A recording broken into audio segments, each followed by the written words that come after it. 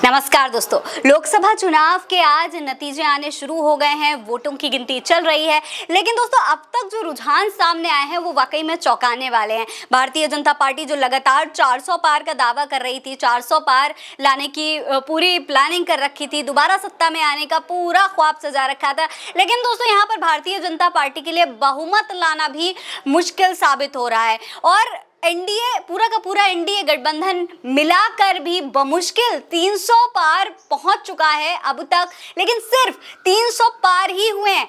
लेकिन दोस्तों सबसे बड़ी बात यह है कि इन नतीजों से अगर किसी को सबसे ज्यादा खुशी हो रही है तो वो है इंडिया गठबंधन, क्योंकि रुझानों के हिसाब से 225 सीटों पर इंडिया गठबंधन अटका हुआ है। बहुमत से है बहुत दूर, लेकिन फिर भी कांग्रेस सत्ता में काबिज हो सकती है, ऐसा राजनीतिक विश्लेषकों का मानना है। यानी कि बिना बहुमत के भी अगर इंडिया गठबंधन चाहे तो सरकार बना सकती है। भारतीय जनता पार्टी और एनडीए को बहुत बड़ा झटका दे सकती है। अब ये कैसे हो सकता है, कैसे अपना पावर दिखा सकती है इंडिया गठबंधन, क्या कुछ रणनीति हो सकती है, ये दोस्तों आपको हम समझाने की कोशिश करेंगे। फिलहाल इंडिया गठबंधन का क्या हाल है आप वो जान लीजिए। देखिए, लोकसभा की सभी 543 सीटों के रुझान सामने आ चुके हैं। इन चुनावों में इंडिया गठबंधन ने भारतीय जनता पार्टी के नेतृत्व वाला जो एनडीए है उसको बहुत खतरनाक टक्कर दिया है, वो सभी देख रहे हैं। आलम ये हो गया दोस्तों कि 2019 के लोकसभा चुनाव में 52 सीटों पर सिमटने वाली कांग्रेस इस बार 232 लोकसभा सीटों पर बढ़त भी बना ली है। यानी कि दोस्तों अब तक के रुझानों ने भारतीय जनता पार्टी को बुरी तरीके से बेहाल कर दिया है। एनडीए करीब 290 सीटों पर आगे चल रही है, जिसमें से भारतीय जनता पार्टी की झोली में 240 सीटें आती हुई नजर आ रही हैं। इसका मतलब यह है कि प्रधानमंत्री नरेंद्र मोदी के चेहरे पर चुनाव लड़ने वाली है जो भारतीय जनता पार्टी है, इस बार अपने दम पर बहुमत भी हासिल नहीं कर पा रही। और जो प्रधानमंत्री की इमेज है, जो राम मंदिर फैक्टर है, वो यहाँ पर काम आता हुआ नहीं दिखाई दे रहा है। ऐसे में भाजपा को या एनडीए को सरकार बनाने के लिए अपने सहयोगी दलों पर निर्भर रहना पड़ेगा।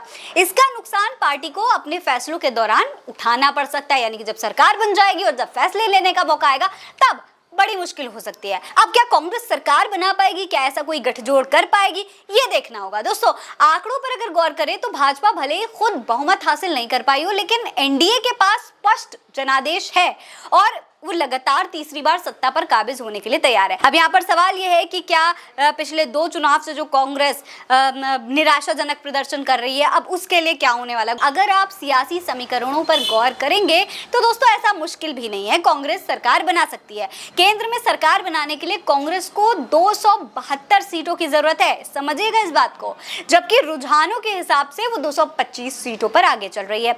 इसका मतलब यह है कि कांग्रेस को सरकार बनाने के लिए 47 सीटों की और जरूरत होगी।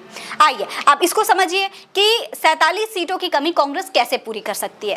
देखिए, सबसे पहले तो राहुल गांधी के नेतृत्व में कांग्रेस को जो तमाम दूसरे राजनीतिक दल हैं और निर्दलीय जो दल हैं उनकी तरफ रुझान करना होगा, जो करीब 20 सीटों पर आगे चल रहे हैं। इसके बाद कांग्रेस महाराष्ट्र में शिवसेना गुट की जिसकी 60 सीटें और एनपीसी अजीत पवार वाली, उसको मिलाकर अगर कामयाब हो जाती है उसको मनाने में, तो फिर 8 सीटें यहाँ पर कुल मिलाकर हो सकती हैं। इस तरह कांग्रेस को 28 सीटें मिल जाएंगी, लेकिन अब भी उसे बहुमत के लिए 19 सीटों की जरूरत होगी।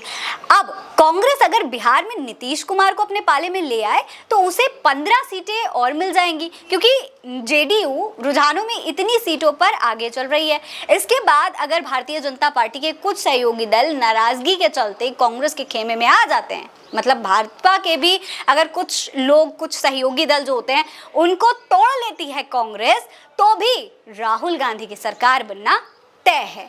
अब देखना ये होगा कि क्या कांग्रेस मिला जुलाकर ये सब कुछ कर पाती है, क्या कांग्रेस सरकार बना पाएगी, क्या इंडिया गठबंधन सरकार में आ पाएगी। आपको क्या लगता है, अपनी राय में कमेंट सेक्शन में लिखकर जरूर बताइएगा।